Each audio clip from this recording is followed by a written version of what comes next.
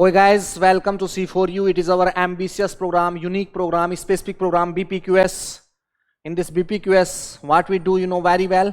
BPQS means what? Bullet point and question series program. It is bullet point and question series program. What we do in it? क्या करते हैं हम इस programme में? That is very unique program.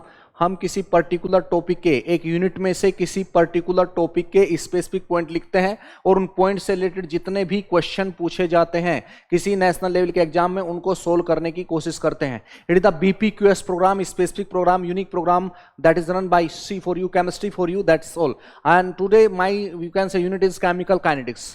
मेरी जो unit है आज केमिकल काइनेटिक्स है और उसका जो बहुत सिंपल टॉपिक है वो मैं लेके आया हूं आपके लिए. क्या है topic? Rate of the reaction. Rate of reaction. तो बुलेट पॉइंट की फॉर्म में बोलूंगा. ये कोर प्रोग्राम नहीं है. जनरली हम कोर प्रोग्राम में पढ़ते हैं रेट ऑफ द रिएक्शन कैसे लिखा जाता है किसी पर्टिकुलर रिएक्शन के लिए, वो डायरेक्ट बोलूंगा, उसके बुलेट पॉइंट लिखूंगा और उसके बाद जनरली उससे रिलेटेड क्वेश्चन कर दूंगा. यही मेरा जनरल बीपीक्यूएस का बेसिक फंडा है. तो पहले मैं लेता हूं, मान लीजिए कोई रिएक्शन है, लेट अस कंसीडर एक रिएक्शन है, मान लीजिए कोई 2A + B = 3C. तो मुझे इसका रेट लिखना है. तो रेट दो तरीके से लिख जाता है. रेट ऑफ रिएक्शन कैसे लिखा जाता है? पहला तरीका क्या होता है? Differential rate law. Differential rate law से कैसे लिखते हैं कि जनरली जो रिएक्टेंट वाली स्पीसीज पे नेगेटिव लगाते थे क्योंकि वो डिक्रीज हो रही है और स्टोइचियोमेट्रिक कांस्टेंट को कहां ले आते हैं? उसके डिवाइड में. तो -1/2 dA/dt. ये आपने पढ़ा हुआ है कोर प्रोग्राम में. हम इस पे पूरी एक क्लास देते हैं बताने के लिए कि कहां से आया है. dB/dt है इक्वल टू क्या होगा? 1/3 dC/dt होगा. प्रोडक्ट साइड में पॉजिटिव, रिएक्टेंट साइड में नेगेटिव. और जनरली आप क्या कहते हैं? स्टोइचियोमेट्री साथ में लेके चलते हैं. यहां पे क्या? -1/2 dA/dt - dB/dt = +1/3 dC/dt. इसको बोलते हैं rate of reaction according to differential rate law. Differential rate law के द्वारा रेट ऑफ रिएक्शन क्या होता है? तो आप 2A + B = 3C में देख सकते हैं. -1/2 dA/dt है, -dB/dt है, = 1/3 dC/dt है. मैं कैसे भी लिख दूं इसको. मान लो मैं लिखता हूं 3A + 4B = 5D. तो आप इसको भी लिख सकते हैं -1/3 dA/dt है. रिएक्टेंट में है तो माइनस है 1/4 dB/dt है. प्रोडक्ट में है तो प्लस है 1/5 dD/dt है. अगर आपको कहा जाए 3A + B = 4C + 5D है, वो भी लिखा जा सकता है -1/3 dA/dt = माइनस का dB/dt = प्लस का 1/4 dC/dt = 1/5 dD/dt. ये आप बोल सकते हैं. तो जनरली आप कहते हैं क्या कि अगर रिएक्टेंट साइड में है तो नेगेटिव लगा दीजिए डिफरेंशियल रेट लॉ में, और प्रोडक्ट साइड में है तो पॉजिटिव लगा दिए, और स्टोइचियोमेट्री को क्या ले जाए? उसके नीचे ले आए. स्टोइचियोमेट्री को उसके नीचे ले आए. ये जनरली कहते हैं आप क्या? ये जनरली बोलते हैं आप क्या? ये बोलते हैं डिफरेंशियल रेट लॉ. उसके बाद गुलबर्ग आगे का है, वो क्या कहता है? रेट ऑफ रिएक्शन प्रोपोर्शनल होता है जो कंसंट्रेशन है रिएक्टेंट की, उसकी पावर A की पावर m B की पावर n, और उसको आपने लिखा था K × A की पावर m B की पावर n. और ये m और n क्या होती है? m and n are the order. Experimental quantity होती है. क्या होती है? Order of the reaction. ये आपने पढ़ा हुआ था. ये ऑर्डर होती है. और ये जनरली क्या होती है? मोलिकुलरिटी 2 और 1. तो ऑर्डर मोलिकुलरिटी के बराबर हो भी सकती है, नहीं भी हो सकती. ऑर्डर मोलिकुलरिटी के बराबर हो भी सकती है, नहीं भी हो सकती. तो अगर दोनों को साथ साथ मिलाऊं, रिएक्शन मेरी क्या थी? 2A + B = 3C. तो मैं रेट जो रिएक्शन का लिख सकता हूं, क्या लिख सकता हूं? Rate of reaction equal to minus का 1/2 dA/dt = माइनस का dB/dt = 1/3 dC/dt = KA की पावर m B की पावर n. ये मैं बोल सकता हूं. और m और n ये क्या बोली जाती है? Order of the reaction. ये मोलिकुलरिटी 2 और 1 के बराबर हो भी सकती है, नहीं भी हो सकती, क्योंकि ये एक एक्सपेरिमेंटल क्वांटिटी है, एक्सपेरिमेंट से पता चलती है. ये आपने पढ़ा हुआ है. तो बुलेट पॉइंट 1 तो यही बन गया कि रेट ऑफ रिएक्शन कैसे लिखा जाएगा पूरा. दूसरा मैं इसी में कह सकता हूं कि अगर एलिमेंट्री रिएक्शन है, अगर एलिमेंट्री रिएक्शन कौन सी होती है? जो सिंगल स्टेट में कंप्लीट होती हो. अगर एलिमेंट्री रिएक्शंस हैं तो क्या होगा? तो जनरली ऑर्डर और मोलिकुलरिटी बराबर होती है. आपको पता है मल्टी स्टेप सिंथेसिस बहुत सारी एलिमेंट्री रिएक्शन से बना होता है. मल्टी स्टेप क्या होता है? बहुत सारी एलिमेंट्री रिएक्शन से बना होता है. बहुत सारी एलिमेंट्री रिएक्शन से बना होता है. बहुत सारी एलिमेंट्री रिएक्शन से बना होता है. ये आपको पता है. तो पहली बात को ध्यान दीजिए प्लीज, जो आपने बोली कि अगर एलिमेंट्री रिएक्शंस है तो ऑर्डर और मोलिकुलरिटी बराबर होती है. मान लो मैं कहता हूं 2A से बना है आपका B और ये आपकी क्या है, एलिमेंट्री रिएक्शंस हैं। अगर मैं कह रहा हूं ये कैसी रिएक्शंस हैं, एलिमेंट्री रिएक्शंस है, ये आपका के है। तो सीधा क्या लिख दूंगा रेट, अब डायरेक्ट लिख दूंगा, वो तो लिखूंगा ही -1/2 dA/dt is equal to plus का dB/dt is equal to rate constant के इंटू ए का स्क्वायर। अब ये जनरली आप आराम से स्क्वायर लिख सकते हैं क्योंकि यहां पे 2 है, क्योंकि ये कैसे रिएक्शन बोल दी मैंने, एलिमेंट्री रिएक्शन। एलिमेंट्री रिएक्शंस में ऑर्डर और मोलिकुलरिटी बराबर होती है, एलिमेंट्री रिएक्शंस में ऑर्डर और मोलिकुलरिटी बराबर होती है। अगर मैं कहता हूं, ध्यान देना प्लीज, अगर मैं कहता हूं मेरी रिएक्शन मल्टी स्टेप में है, मेरे रिएक्शंस मल्टी स्टेप में है, तो आराम से आप कह सकते हैं कि ये क्या होगा, ये अपने आप में क्या होगा, एलिमेंट्री रिएक्शन से बना होगा। मान लो मैं कहता हूं बी से बना हुआ है 2A से बना हुआ है B, या दूसरा एग्जाम्पल ले लेता हूं, दैट इज वेरी गुड। आपसे कहा A + B से बना हुआ है C और C से बना हुआ है P, इस तरीके से मैंने कह दिया। या 2A + B से बना हुआ है C और C से बना हुआ है P, मान लें ऐसे रिएक्शंस मैंने कह दी, तो आप क्या कह सकते हो उसके बारे में, ये क्या है, ये मल्टी स्टेप हो गया। अरे एक स्टेप से ज्यादा होते ही मल्टी स्टेप हो गया, 2 स्टेप इन्वॉल्व है तो क्या कहूंगा, मल्टी स्टेप्स है। तो इसमें डायरेक्ट लिख दूंगा -1/2 dA/dt is equal to dB/dt is equal to dC/dt is equal to rate constant के और साथ में a स्क्वायर। क्यों, क्योंकि अब क्या है, एलिमेंट्री स्टेप है। मल्टी स्टेप्स में इन्वॉल्व जो स्टेप्स होते हैं वो क्या होते हैं, एलिमेंट्री स्टेप होते हैं। ये क्या -dC/dt, ये क्या dP/dt, ये क्या k, साथ में क्या c, k क्या मान लीजिए k1 है, ये क्या है k2, तो ये क्या हो जाएगा k1, ये क्या हो जाएगा k2।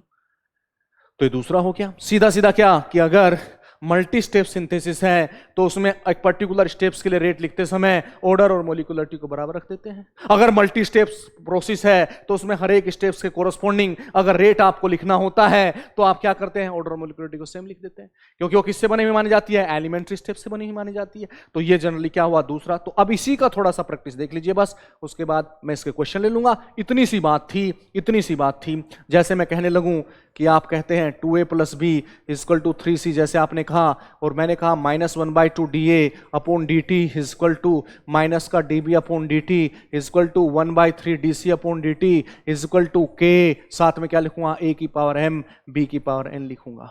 लेकिन अगर मैं कहने लगूं ये एलिमेंट्री ही स्टेप है तो यहां पे पक्का क्या हो जाएगा, 2 हो जाएगा, यहां पे क्या हो जाएगा, 1 हो जाएगा। एक तो बात ये ध्यान रखनी है आपको। दूसरी बात मोटी क्या है, मोटी है कि ये क्या है, रेट। तो रेट क्या है रिएक्शन का, एक ही टर्म में -1/2 dA/dt। लेकिन अगर मैं कहने लगूं rate of decomposition of A क्या है, rate of decomposition of A क्या होगा, अरे वो तो -dA/dt होगा। ये ध्यान देना प्लीज। रेट ऑफ रिएक्शन क्या है, -1/2 dA/dt। Rate of decomposition of A क्या होगा, -dA/dt। अगर कहने लगा rate of decomposition of B क्या होगा, अरे भाई डिकम्पोजिशन ऑफ बी तो क्या है, वो तो माइनस का dB/dt होगा। वो मैं यहां से देख के बता सकता हूं, decomposition of decomposition B minus में होगा। अगर मैं कहने लगूं rate of formation of C क्या होगा, rate of formation of C क्या होगा, dC/dt होगा। तो ध्यान दीजिए इस बात पे भी, रेट ऑफ रिएक्शन में क्या है, ये चीजें हैं, 1/3 भी है और यहां पे -1/2 भी है, ये आप बोल रहे हैं। रेट ऑफ रिएक्शन ये है, लेकिन अगर मैं कह लूं rate of decomposition of A क्या है, तो -dA/d होगा, उसमें 2 नहीं आएगा, 1/2 नहीं आएगा। ये ध्यान देना प्लीज। तो इसको भी थोड़ा सा डिफरेंशिएट कर लेना कि आपसे पूछा क्या है। मान लीजिए मैं कहता हूं 2A + 4B = 5C, तो रेट क्या लिख सकते हैं आप, -1/2 dA/dt -1/4B dB/dt 1/5 dC/dt rate constant के A की पावर m B की पावर n। कब तक B की पावर n A की पावर m कह सकता हूं, अगर मैंने इसको क्या नहीं कहा है, मैंने इसको मल्टी स्टेप सिंथेसिस नहीं कहा है, यानी कि एलिमेंट्री स्टेप इसको नहीं कहा है, ये किसी मल्टी स्टेप सिंथेसिस का हिस्सा नहीं है, यानी कि ये एलिमेंट्री स्टेप अगर नहीं है तो मैं ऐसे ही लिख के छोड़ूंगा, यहां पे 2 और 4 नहीं लिख सकता, पहली बात। दूसरी बात, रेट ऑफ रिएक्शंस क्या है, रेट ऑफ रिएक्शंस मेरा है -1/2 dA/dt। लेकिन रेट ऑफ डिकम्पोजिशन या rate of disappearance of A क्या है, rate of disappearance of A क्या होगा, वो मेरा होगा माइनस का dA/dt। Very nice. Rate of disappearance of क्या, rate of disappearance of B क्या होगा, मैं कह सकता हूं rate of disappearance of B क्या है, माइनस का dB/dt।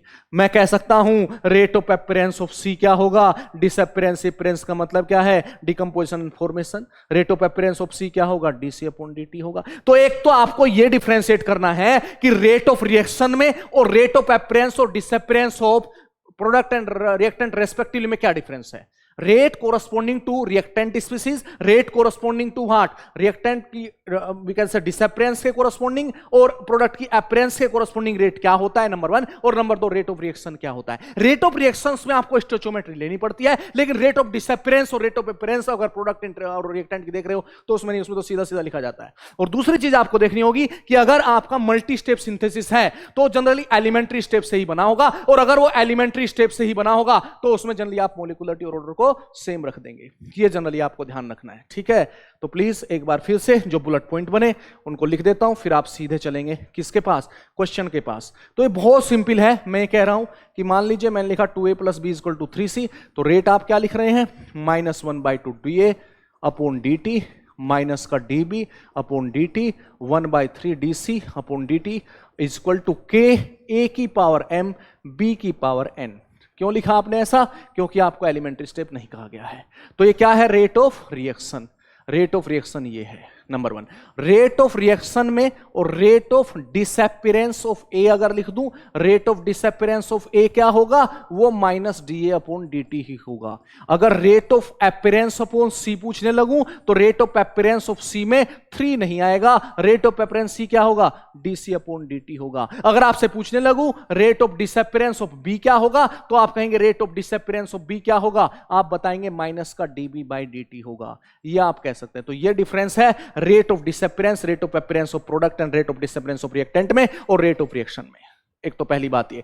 दूसरी बात, अगर आपका यही रिएक्शंस में कह दूं और ये कह दूं ये एलिमेंट्री स्टेप्स हैं, ये क्या है, एलिमेंट्री स्टेप है, कोई एलिमेंट्री स्टेप मैंने बोल दिया इसको 2a + b = 3c, तो मैं डायरेक्ट लिख सकता हूं क्या, -2a this one dA/dt minus का dB/dt equal to 1/3 dC/dt equal to rate constant a की पावर 2 और b।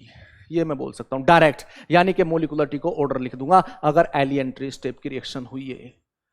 ये मैं कह रहा हूं। और जनरली जो मल्टी स्टेप सिंथेसिस होते हैं, जो मल्टी स्टेप सिंथेसिस होते हैं, मल्टी स्टेप सिंथेसिस में जो आपकी मल्टी स्टेप सिंथेसिस, एक से ज्यादा जो स्टेप ले रहे हैं, मल्टी स्टेप सिंथेसिस में जो स्टेप्स इन्वॉल्व होते हैं, मल्टी स्टेप सिंथेसिस बहुत सारे एलिमेंट्री स्टेप वाली रिएक्शन से बना होता है, बहुत सारे एलिमेंट्री स्टेप वाली रिएक्शन से बना होता है, बहुत सारे एलिमेंट्री स्टेप्स वाले रिएक्शन से बना होता है, एलिमेंट्री स्टेप्स वाले रिएक्शन से बना होता है। तो ये ध्यान से बना होता है। तो प्लीज फोकस करना, 3 बुलेट पॉइंट मोटे मोटे बने। रेट आप कैसे लिखते हैं, डिफरेंशियल रेट ला और इंटीग्रेटेड रेट ला, जो बाद में इंक्लूड होकर आता है। ये आपका क्या है, डिफरेंशियल रेट ला, ये गुलबर्ग वागेला। तो इन दोनों को मिला के आप ऐसे लिखते हैं। आप m को 2 और n को 1 नहीं लिख सकते जब तक आप इसको एलिमेंट्री स्टेप नहीं कहते। आप m और n को क्या बोलते हैं, ऑर्डर बोलते हैं। और यहां पे जो 2 और 1 है इसको क्या बोला जाता है, यहां पे 1 भी है, इसको बोला जाता है मोलिकुलरिटी। आप ऑर्डर और मोलिकुलरिटी को बराबर नहीं रख सकते। कब तक नहीं रख सकते, जब तक आप इसको एलिमेंट्री स्टेप नहीं कहते। जैसे ही आपने कहा कि एलिमेंट्री स्टेप है तो अपने आप से यहां पे 2 और यहां पे 1 आ जाता है। दैट इज वेरी इंपॉर्टेंट, पहली बात। दूसरी बात, रेट ऑफ रिएक्शन और rate of disappearance of A, rate of disappearance of B, rate of appearance of C में डिफरेंस है, ये आप देख सकते हैं। तीसरा, मल्टी स्टेप सिंथेसिस में क्यों बहुत सारे एलिमेंट्री स्टेप होते हैं, बहुत सारे एलिमेंट्री स्टेप होते हैं, तो हर एक एलिमेंट्री स्टेप के कोरस्पोंडिंग अगर आप रेट लिखना चाहते हैं तो वहां पे ऑर्डर और मोलिकुलरिटी को सेम रखते हैं। मतलब सीधा ये एक क्वेश्चन दिखा देता हूं। मान लीजिए आपसे कहा जाए 2a से b बना है और b + c से प्रोडक्ट बना है, और ये आपका है k1 और ये आपका है k-1 और ये आपका k2, और आपको dP/dt निकालना है। या आपसे कहा जाए dP/dt भी छोड़िए, आपसे कहा जाए आप मुझे dB/dt बता दीजिए, आपसे कहा जाए dB/dt बता दीजिए। इतना दे दिया तो ये अपने आप से ही क्या है, मैं इसको कैसे लिख लूंगा। मान लो ये कहा जाए क्वेश्चन है और आपसे पूछा जाए ये बताइए, बस tell me about this, dB/dt क्या है बताइए, तो आप क्या कहेंगे, इस स्टेप को मैं ऐसे लिख लेता हूं, 2a से b बना होगा, 2a से क्या बना होगा, b बना होगा, और b से क्या बना होगा, 2a बना होगा, और b + c से क्या बना होगा, p बना होगा। ये क्या है, k1, ये क्या है, k-1, ये क्या है, k2। ध्यान देना रे प्लीज, बहुत इंपॉर्टेंट आइटम है। अब लिखिए जरा रेट, इसका पूरा रेट लिखिए, -1/2 dA/dt बराबर का क्या, dB/dt बराबर का क्या, k1a², क्यों K1A स्क्वायर? क्यों स्क्वायर लिख दिया? क्योंकि मोलिकुलरिटी 2 है, और मोलिकुलरिटी और ऑर्डर सेम होंगे क्योंकि एक मल्टी स्टेप सिंथेसिस का एक एलिमेंट्री स्टेप है, ये मल्टी स्टेप सिंथेसिस का एक एलिमेंट्री स्टेप है, इसलिए मैं यहां पे K1A स्क्वायर लिख दूंगा। यहां पे क्या लिखूंगा? Minus dB by dt 1/2 dA upon dt is equal to K minus 1 B की पावर 1, क्योंकि यहां पे 1 तो है ही। यस, यहां पे क्या लिख दूंगा? Minus dB by dt is equal to dP by dt is equal to K2 reactant B and C, ये लिख दूंगा। That is very important. अब मुझे क्या चाहिए? मुझे चाहिए dB अपॉन dt ओवरऑल। तो dB अपॉन dt क्या होगा वो ढूंढना है मुझे तो सिर्फ dB अपॉन dt चाहिए। इन तीनों स्टेप्स में कहां कहां पे dB अपॉन dt है? ये रहा dB upon dt, dB upon dt, ये रहा dB अपॉन dt, माइनस को उधर ले जाना पड़ेगा। dB अपॉन dt, ये रहा dB अपॉन dt, माइनस को उधर ले जाना पड़ेगा।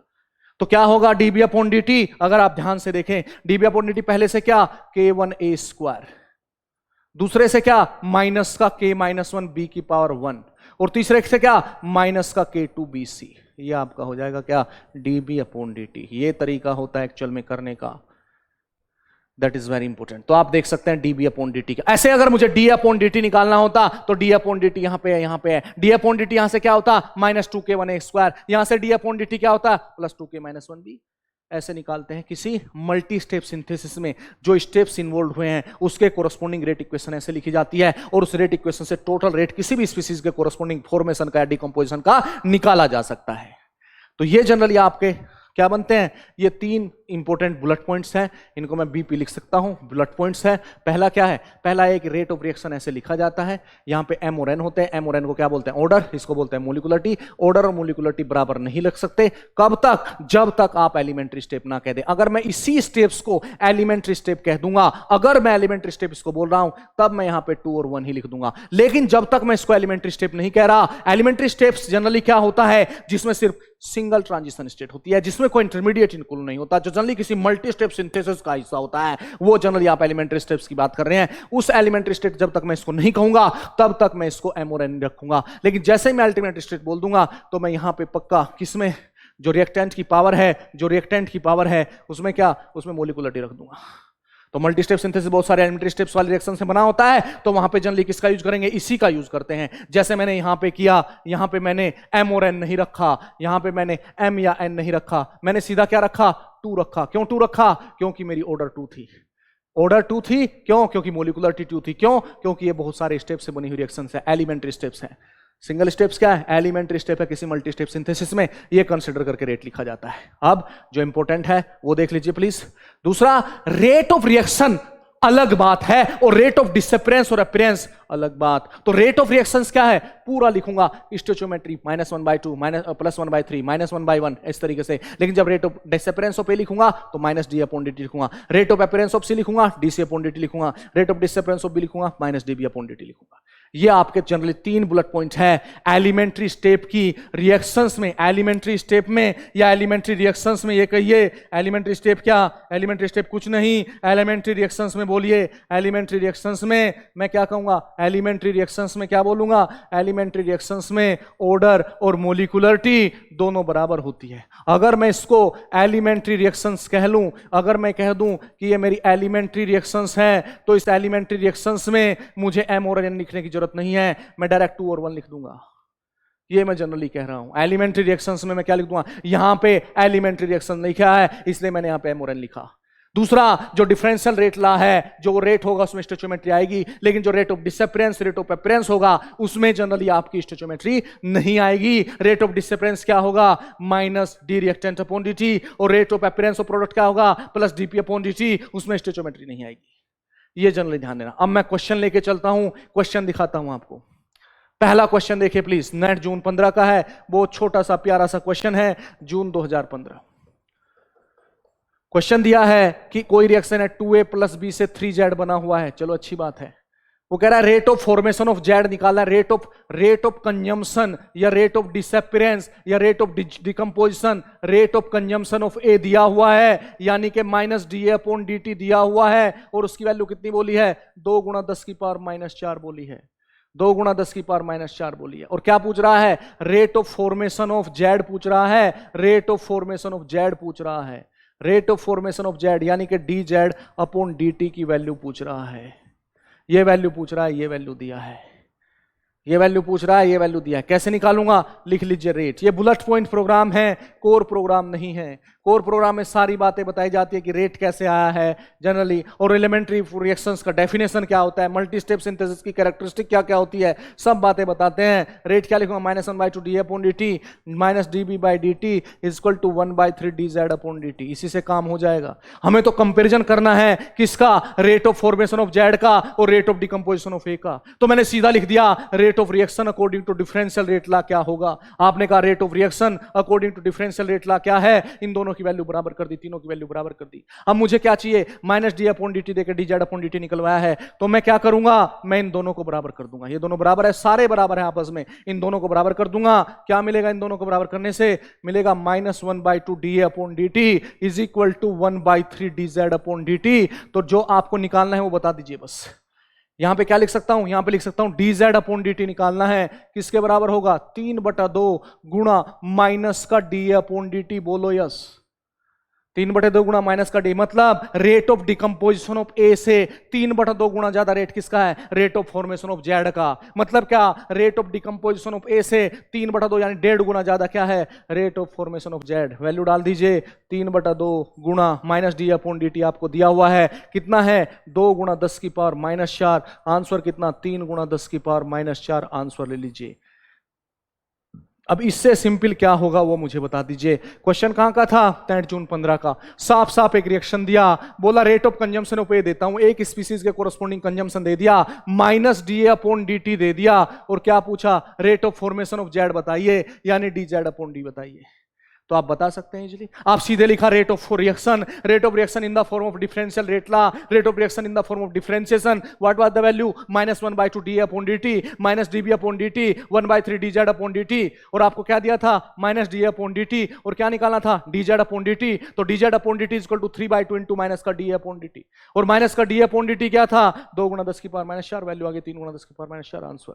और ये भी रिलेट करता है आपस में। क्या रिलेट करता है? कि जो डिकम्पोजिशन है किसका? ए का, और फॉर्मेशन है जेड का, उनके बीच रिलेशन क्या है। आपको यहां पता चला rate of formation of Z 3/2 गुणा है किससे? रेट ऑफ डिकम्पोजिशन ऑफ ए से। ये भी आपको पता चल रहा है। तो क्वेश्चन मिला बुलेट पॉइंट से मिला। हाँ, नेक्स्ट चलता हूं, दूसरा question. Let us see this one. ये भी अच्छा क्वेश्चन है, मल्टी स्टेप बना दूंगा इसको। क्या कह रहा है? 2x3 से। कब का क्वेश्चन है? गेट का। कब का क्वेश्चन है? गेट का। वो किसका था? नेट का। ये किसका? गेट का। देखो जरा ध्यान से, क्या कह रहा है? 2x3 है और 3x2 है। तो मैं ऐसे लिख देता हूं 2x3 से 3x2 तो बना ही होगा, फिर बाद में 3x2 से 2x3 भी बना होगा। कोई सा भी लिख लीजिए आप, ये लिख लीजिए चाहे ये लिख लीजिए। वो कह रहा है कि मुझे रेट ऑफ फॉर्मेशन ऑफ कोई सा भी लिख लीजिए, यही लिख लीजिए या फिर ये लिख लीजिए, 3x2 से 2x3 भी बना होगा। वो क्या कह रहा है? मुझे बताइए rate of formation of x2 यानी dx2 बाई dt की वैल्यू क्या होगी। किसकी टर्म में बताइए? dx3 की टर्म में बताइए। तो सीधा लिख दूंगा रेट लिखिए जी। इसका क्या रेट होगा? इसका माइनस का 1/2 dx3 बाई dt। बोलो yes. Equal to 1/3 dx2 by dt। That is the value. Yes. आपको क्या चाहिए? dx2 by dt। तो क्या होगा? dx2 by dt is equal to क्या हो जाएगा? ये आपका dx2 है जी, ये आपका dx3 है जी, माइनस का 1/2 क्योंकि ये रिएक्टेंट है जी, माइनस लग गया, ये प्रोडक्ट है जी, प्लस लग गया। उसके बाद concentration of x3 dx3 by dt, change in concentration of what? Product, change in concentration of reactant with respect to time is the rate, और उसके साथ क्या लेना पड़ता है? स्टोइचियोमेट्री। तो dx2 बाई dt क्या होगा? ये होगा वैल्यू माइनस का 3/2 dx3 अपॉन का dt। That is the answer. Minus का 3/2। यस। या इसको ऐसे भी लिख सकता हूं जो लिखा है इसने, 3/2 माइनस का dx3 बाई dt, ऐसे भी लिख सकता हूं।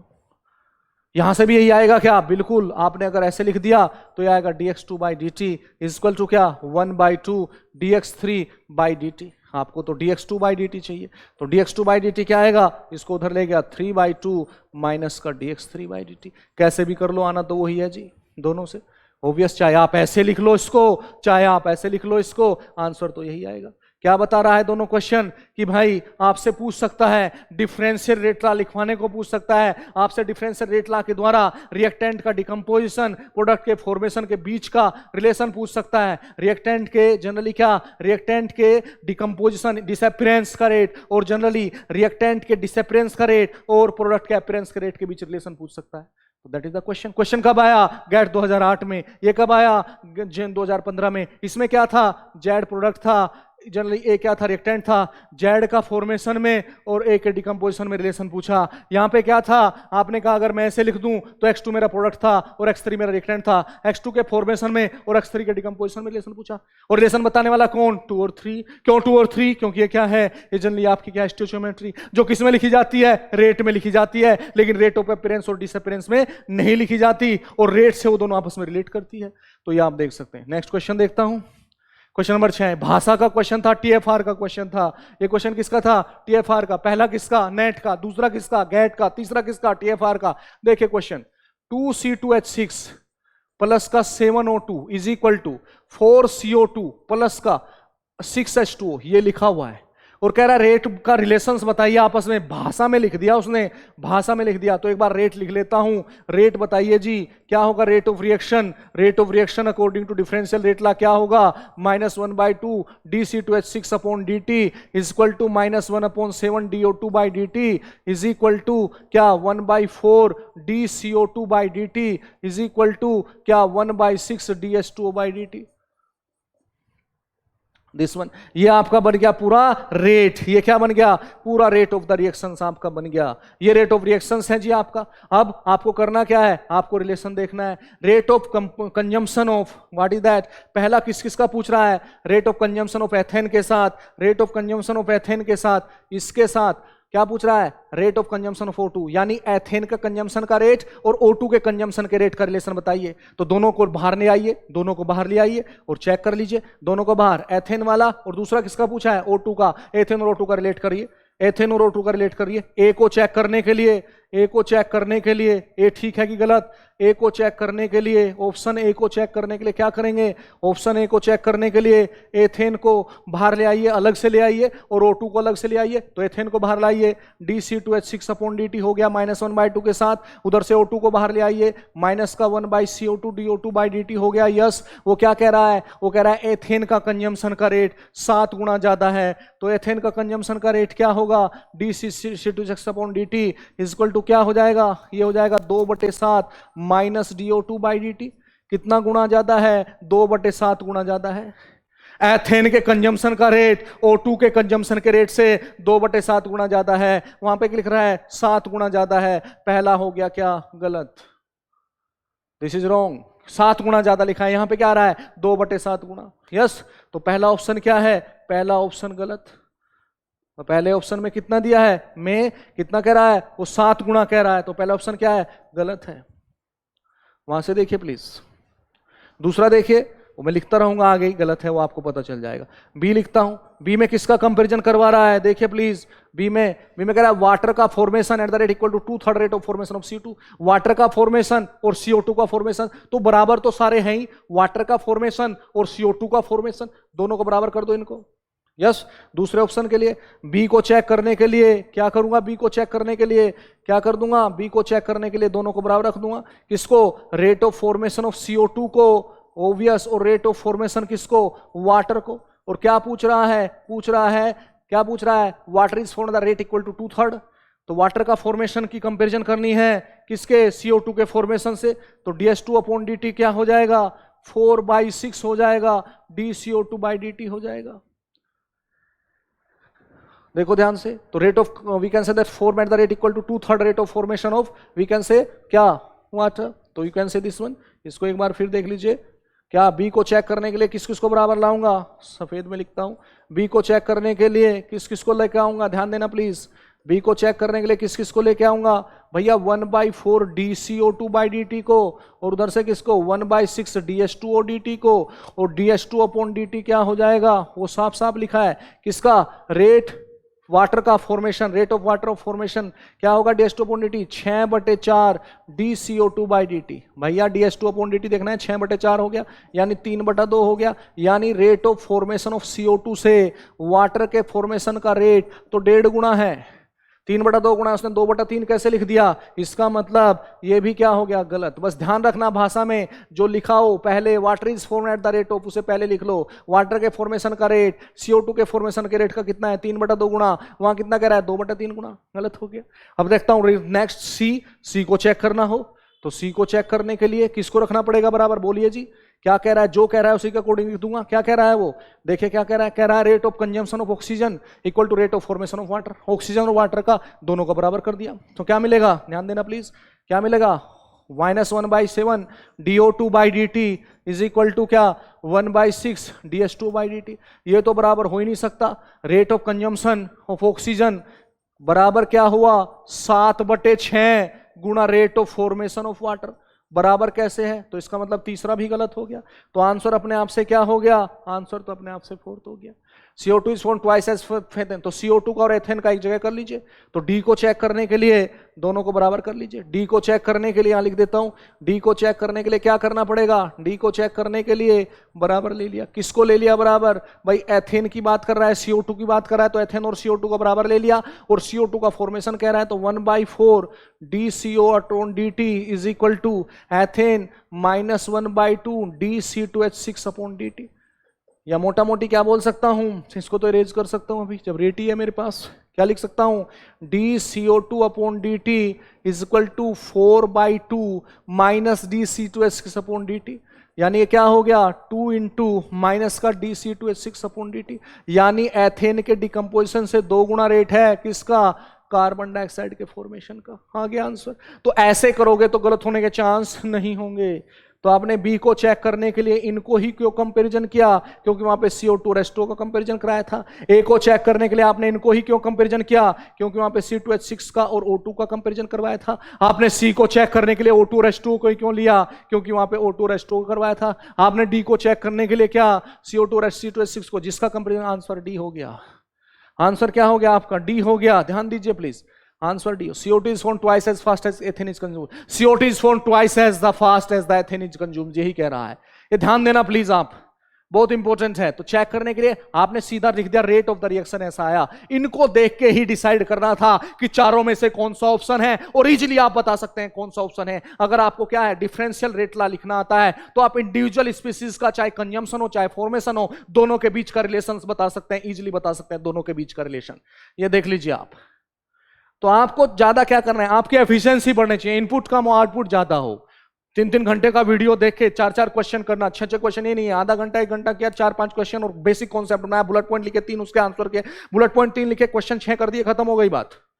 That is important. चलता हूं आगे, नेक्स्ट क्वेश्चन देखिए, ये भी बढ़िया क्वेश्चन था। यहां पे लगा देता हूं, ये आपका x से y गया हुआ था दिस वन, और यहां पे था आपका K1 K2, that is very important. K1 था और वो क्या था, K2 था।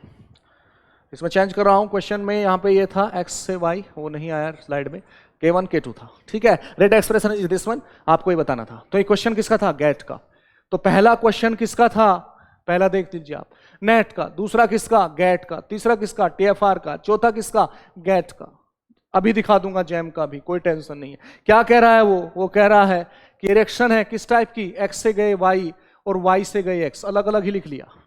x से गए y किससे, K1 से, ये किससे, K2 से। आपको क्या बताना है, ऑप्शन से देख के पता चल रहा है, क्योंकि वो नहीं कह रहा है कुछ भी, क्या बताना है, करेक्ट रेट एक्सप्रेशन लिख दिया। ऑप्शन से देख के पता चल रहा है -dx/dt बताना है, -dx/dt बताना है। और किसकी टर्म में बताना है, x0 की और x की। ध्यान देना प्लीज, ऑब्वियस ये है कि x से तो y बना ही है, स्टार्टिंग तो वही हुई है कि x से y बना है, यस। तो ये भी ध्यान देना प्लीज। अब लिखता हूं, पहले इसका रेट लिख लेता हूं जो मुझसे पूछ रहा है। क्या पूछ रहा है, -dx/dt पूछ रहा है। यस, वो स्टेप में भी है, इसमें भी, दोनों स्टेप्स में। तो पहले लिखता हूं, कैसे लिखते थे रेट, -dx/dt इक्वल टू क्या, dy/dt इक्वल टू क्या, K1 × x। ये लिखा करते थे भाई, रेट ला तो लिखना नहीं पड़ेगा, उसके लिए तो बुलेट पॉइंट तैयार कर रहे हैं, उसके लिए ही तो बुलेट पॉइंट तैयार कर रहे हैं, उसके लिए ही तो बुलेट पॉइंट तैयार कर रहे हैं। किसके लिए भाई, रेट ला तो आपको लिखना नहीं पड़ेगा, उसके लिए तो बुलेट पॉइंट तैयार कर रहे हैं। देखिए प्लीज ध्यान से, जो मुझे रिएक्शन दी थी एक बार फिर देख लीजिए, वो थी x से y और y से x। यहां पे क्या, K1, यहां पे क्या, K2 लिखा। Differential rate law, -dx/dt dy/dt is equal to K1 × x।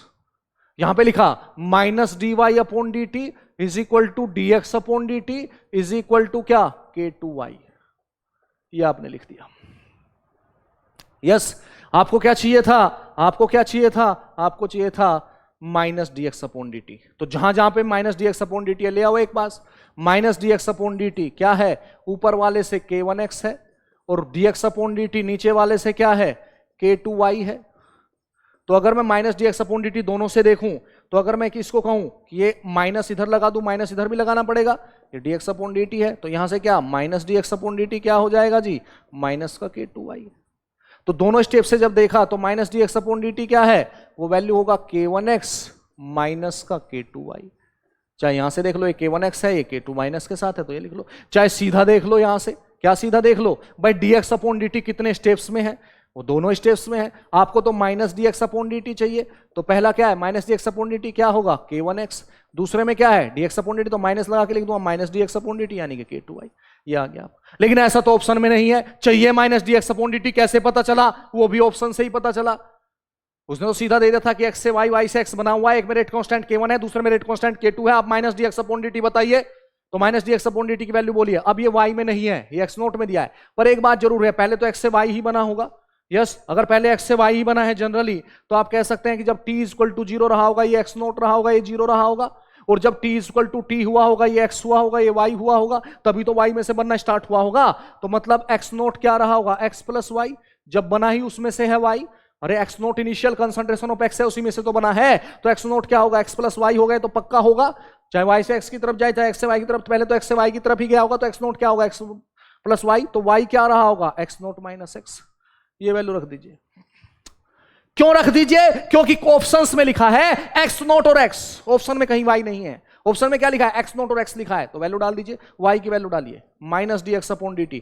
बहुत प्यारा क्वेश्चन था गेट का, क्या लिखा k1x माइनस k2, y की वैल्यू डालिए क्या, x नोट माइनस का x, गुणा करिए k1x, गुणा करिए माइनस का k2x नोट, गुणा करिए प्लस करिए k2x, दोनों को आपस में मिला दीजिए, k1 plus k2x, k1 plus k2x minus का k2x नोट, ये क्या बना आपका माइनस का dx अपॉन dt, ये क्या बना आपका माइनस का dx अपॉन dt, ये बन गया k1 प्लस k2x माइनस का k2x note, k1 plus k2x minus का k2x नोट। आंसर ढूंढ लीजिए, आंसर आपका क्या है, आंसर आपका कौन सा होगा, बोलिए जी आंसर क्या है, k1 प्लस k2x माइनस का k2x note, answer is B.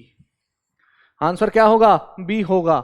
Answer क्या होगा, माइनस dx अपॉन dt ही निकालना था, ये आपका बी होगा। पर वो y की टर्म में नहीं निकालना था, वो किसकी टर्म में निकालना था, x और x नोट की टर्म में निकालना था। आपने सबसे पहले x से y गया, y से x गया, minus dx upon dt equal to dy upon dt equal to kx लिखा, minus dy upon dt dx upon dt equal to k2y लिखा, माइनस dx अपॉन dt किया, k1x आया, minus का k2y आया, y की value रख दी, क्योंकि x note तो x प्लस y था, y क्या होगा x note minus x, value रख दी, आंसर आ गया।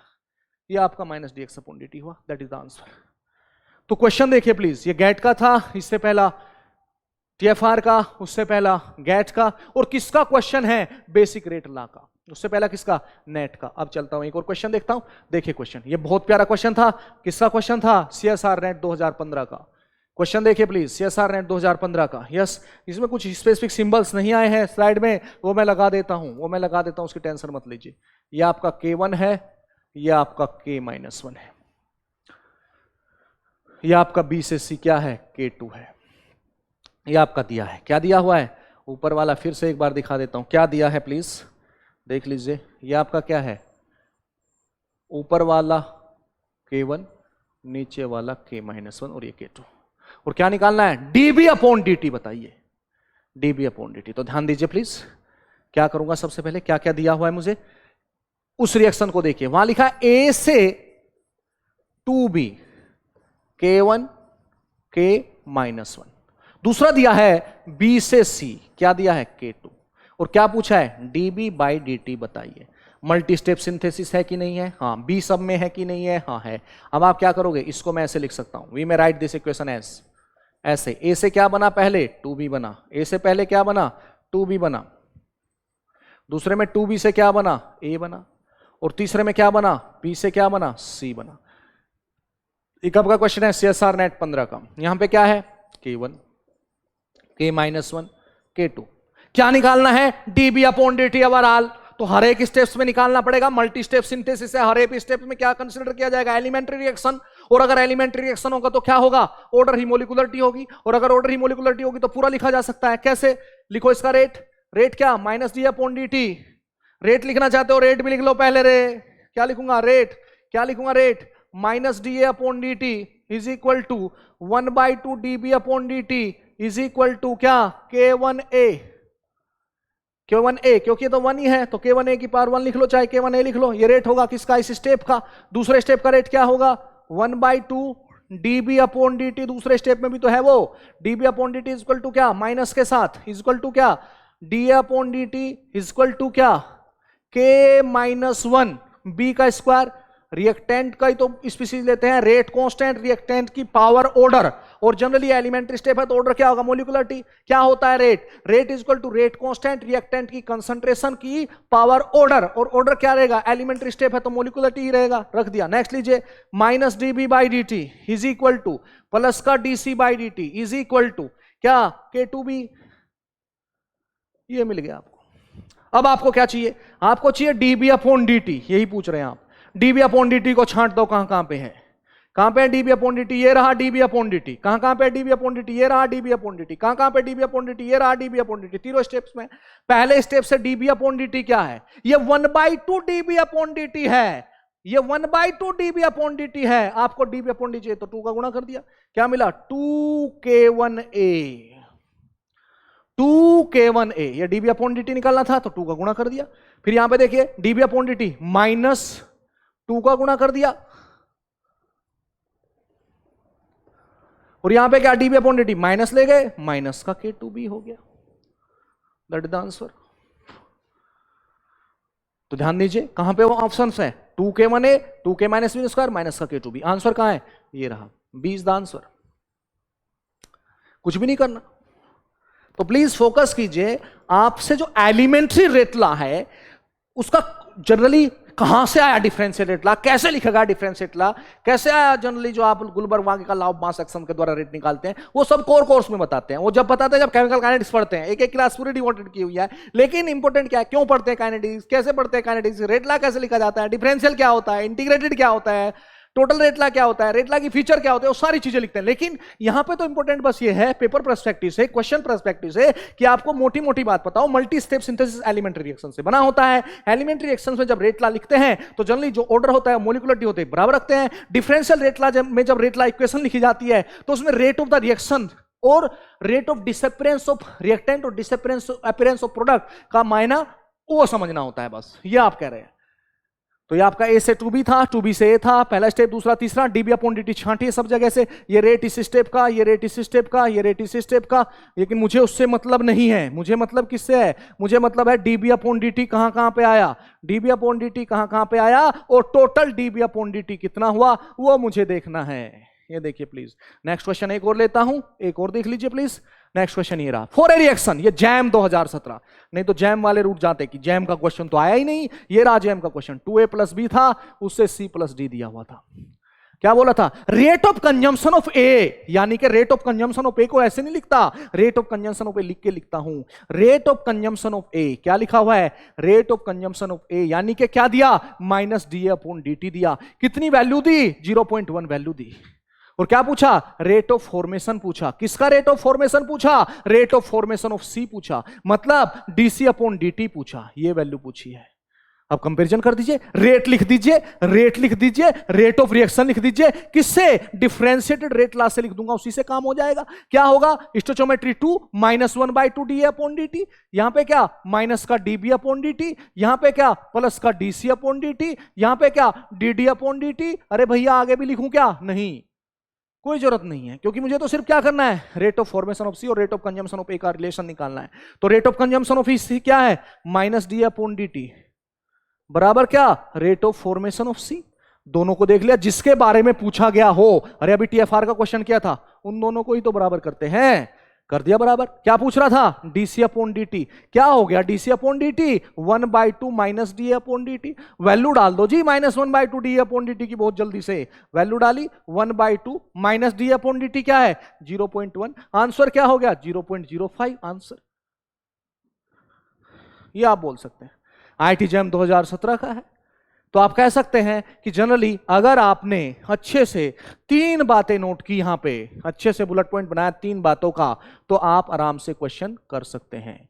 कौन कौन सी 3 बातें मैंने बोली, मैंने 3 बातें मोटी मोटी ये बोली। रेट ऑफ रिएक्शंस पूरा जब आप लिखते हैं तो यहां पे ए की पावर एम बी की पावर एम और एन क्या होता है ऑर्डर, और ये क्या होता है मोलिकुलरिटी, वो बराबर नहीं होती, जनरली हो भी सकती है नहीं भी होती, जनरली क्या है ये एक एक्सपेरिमेंटल एंटिटी है।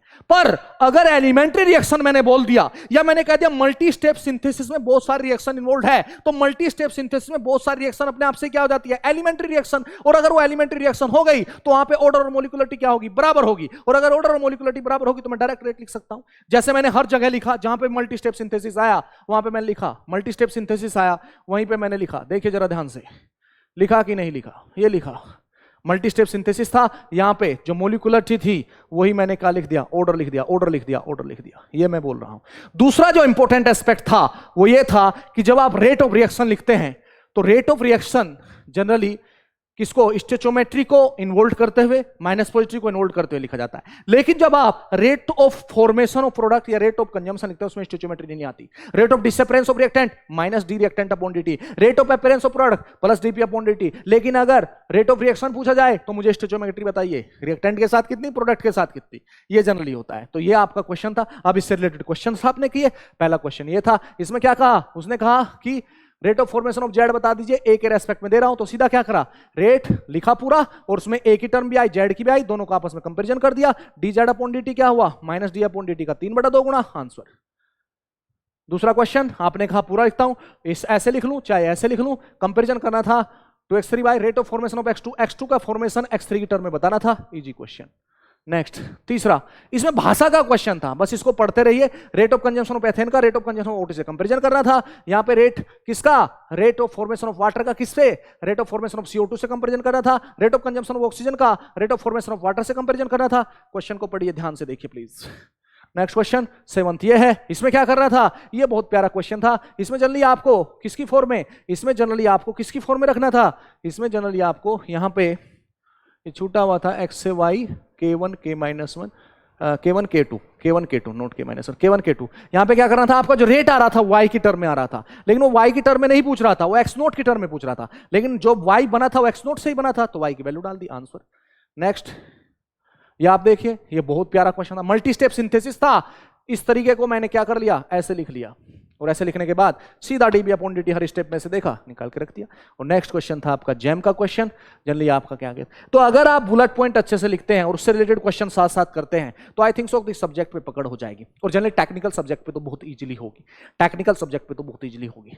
मैं फिर कहता हूं आपको, यूनिट आपके पास 39 है, 39 यूनिट्स है आपके पास नेट के लिए, जैम के लिए 22 यूनिट है आपके पास, और ये आपको याद रखनी है। और गैच के लिए तो आपको नेट वाला ही करना होता है मोस्टली, उसमें थोड़ा पोर्शन ऐड होता है, ये आपको याद रखना है। जैम वाले बच्चों के लिए 22 यूनिट होती है, लोगों को यूनिट नहीं पता, प्रिपरेशन करते रहते हैं। 22 यूनिट वहां पे है, और नेट में कितनी है, 39 यूनिट वहां पे है। तो जनरली 1 या 2 यूनिट से कुछ नहीं होने वाला। 39 यूनिट नेट में, नेट में सेलेक्टिविटी मिलती है तो वहां पे 39 से 32 कर सकते हैं, पर जैम में 22 की 22 यूनिट करनी है। और मैं बता दूं, काइनेटिक्स 1 यूनिट है, एटॉमिक स्ट्रक्चर 1 यूनिट है वहां पे, कोऑर्डिनेशन 1 यूनिट है वहां पे, 1 यूनिट है, ऑर्गेनाइजेशन मैकेनिज्म 1 यूनिट है, रिएजेंट जनरली उसी में लिखा है रिएक्शन मैकेनिज्म, तो 1 यूनिट वहां पे लिखी हुई है। तो प्लीज हर यूनिट को फोकस कीजिए, ऐसा नहीं कि 2 यूनिट में बन गए मास्टर और उसके बाद पता ही नहीं। 22 यूनिट जैम में है, 39 यूनिट नेट में है। नेट में सेलेक्टिविटी है, वहां पे कुछ छोड़ा जा सकता है 5-7 यूनिट, लेकिन जैम में और गैट में तो बिल्कुल नहीं छोड़ा जा सकता। तो जो नेट में छोड़ दिया उसे गैट में करना पड़ेगा। इसका मतलब क्या है, 100% करना पड़ेगा, यह आपको देखना है। तो ये था मेरा बीपीक्यूएस का केमिकल काइनेटिक्स का लेक्चर। अब हम नेक्स्ट टाइम पे फिर से मिलेंगे आपके साथ बीपीक्यूएस में नया टॉपिक लेके और नया जनरली उसमें टॉपिक में कोई जनरली एक पर्टिकुलर स्पेसिफिक नया टॉपिक लेके, किसके अंदर, किसी पर्टिकुलर यूनिट में एक नया टॉपिक लेके उसके कुछ पॉइंट लिखवा के, 3 पॉइंट मैंने यहां पे बोले, रेट ऑफ रिएक्शन कैसे लिखा जाता है, डिफरेंशियल रेट लॉ कैसे लिखा जाता है, गुलबर्ग वागे का लॉ कैसे लिखा जाता है, और रेट ऑफ रिएक्शन में और रेट ऑफ क्या species involve in the reactions में क्या डिफरेंस होता है, चाहे वो rate of consumption of reactant हो, चाहे वो rate of formation of generally product हो, उसमें क्या रिलेशन होता है। और जो आपका मल्टी स्टेप प्रोसेस होता है उसमें जो एलिमेंट्री रिएक्शंस आती हैं उसके कोरस्पॉन्डिंग जब रेट लिखते हैं तो मोलिकुलरिटी हमेशा ऑर्डर के बराबर होती है। बस ये 3 बात बताई और उससे रिलेटेड आपको क्वेश्चन दिखाए, गैट का, टीएफआईआर का, नेट का, जैम का, सारे क्वेश्चन मैंने आपको दिखाए। नेक्स्ट टाइम फिर से आऊंगा क्या लेके, बीपीक्यूएस लेके और उसमें क्वेश्चन लेके। Thank you for cooperation.